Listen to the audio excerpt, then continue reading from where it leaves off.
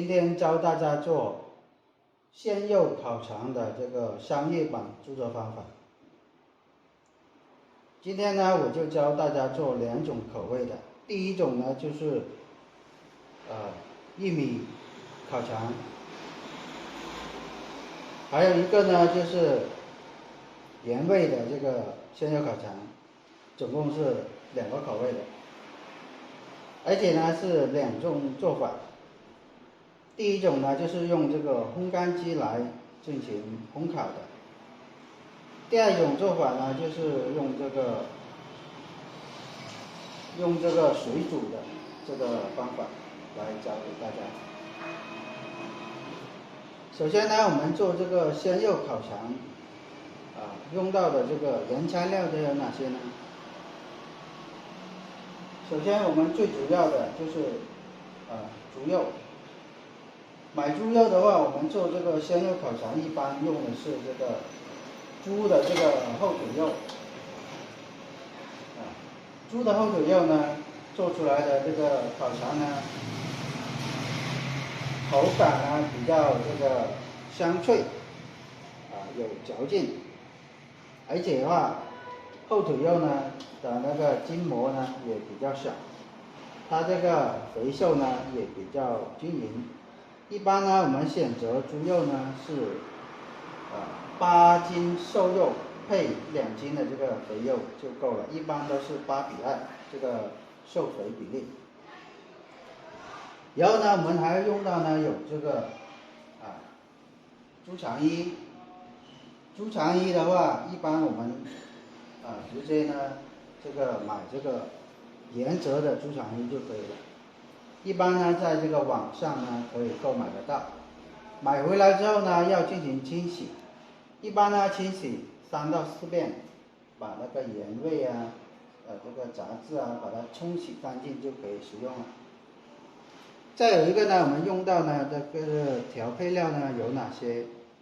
首先呢，我們要用到呢有這個玉米澱粉這個是玉米澱粉。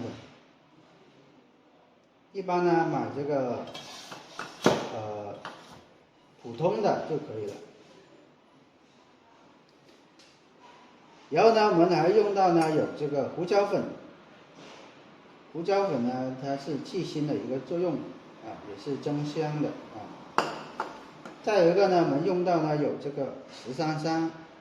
13香的話，一般我們買的是王守義的這個13香就可以了。沒有13香，那麼我們可以用這個五香粉來代替。再一個呢，我們用到呢有這個味精，普通的味精就可以了這個增鮮的。還有一個呢，我們用到呢有這個白糖。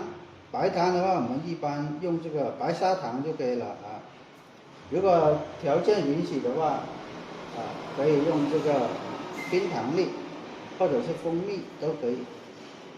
一般的話，商用的話都是用這個白砂糖，因為它的成本呢比較低成本可以控制。家庭用的話，如果自己吃可以用蜂蜜這些高端一點的這些材料都沒有問題。我們還用到了有這個細鹽細鹽的話就普通的鹽就可以了這是調味的。再有一個呢，我們商用的要用到呢有這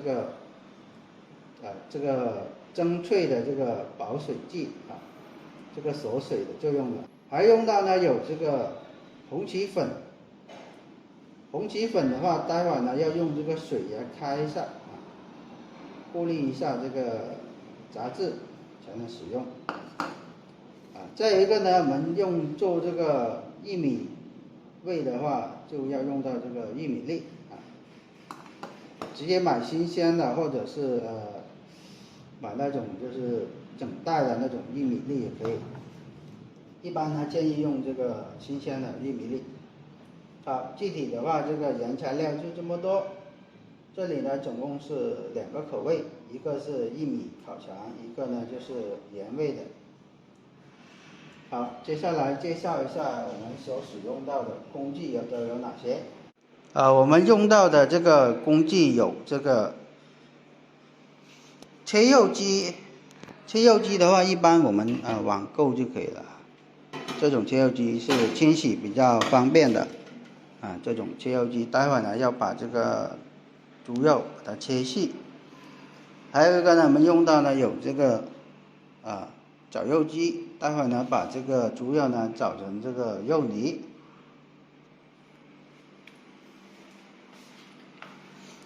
我們還要用到呢有這個鍋爐桶這個鍋爐，待會呢要煮這個烤腸的。我們還用到呢有這個烘乾機待會呢就是做好這個烤腸呢用這個烘烤机、烘乾機來進行烘烤處理。我們還要用到呢有這個灌腸機。灌腸機待會呢就是用來灌這個烤腸的一般的話我們都是用電動的沒有電動可以用這個手動普通的就可以了。還有一個毛線，還有剪刀，待會呢就是這烤腸呢要扎上線剪，用這個剪刀也要剪的。